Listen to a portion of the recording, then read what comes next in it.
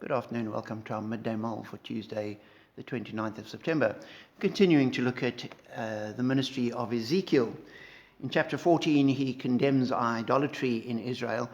And then at verse 12 brings God's word to the people. It says, "The word of the Lord came to me, Son of man, if a country sins against me by being unfaithful, and I stretch out my hand against it to cut off its food supply and send famine upon it, and kill its people and their animals, even if these three men, Noah, Daniel, and Job, were in it, they could save only themselves by their righteousness, declares the sovereign Lord."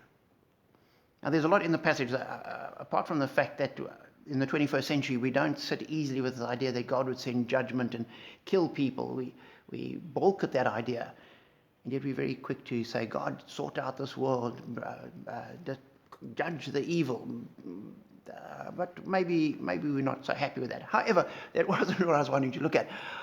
I was looking at this notion that where God says, even if Noah, Daniel, and Job, three people reputed to be particularly holy and righteous in the Old Testament, even if they were part of that country, they might not die. Their holiness might save them, but it would only save them. And as you continue reading the chapter a little later, it says, even if these three men were in it, they could not save their own sons or daughters. They alone would be saved, says God. And we sometimes think that if we belong to a fellowship that has good, holy people in it, we have a church that has a particularly wonderful leader, or we're in a Bible study which has some remarkably godly people in it, or we're in relationship with a community of monks and nuns or something like that, and we've got these holy people, we sometimes think that their holiness in some way rubs off on us.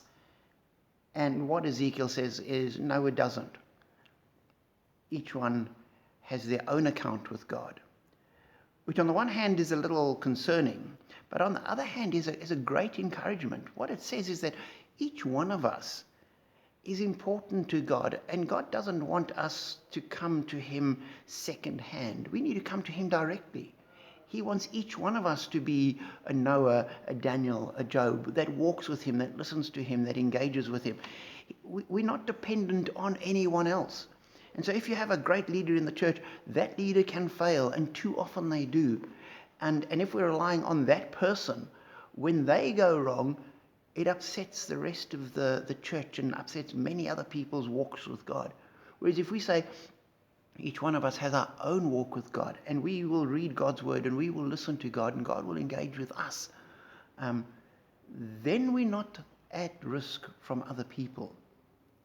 And so as you go through your life, as you go through your day, know that God is interested in you. Not he's interested in other people, but he asks you, come, you follow me. You walk with me. You read my word. You come to me and pray. You pray without ceasing. You engage with me. That's what God's looking for. People after his own heart, so that each one of us will become more and more like Noah, Daniel, and Job.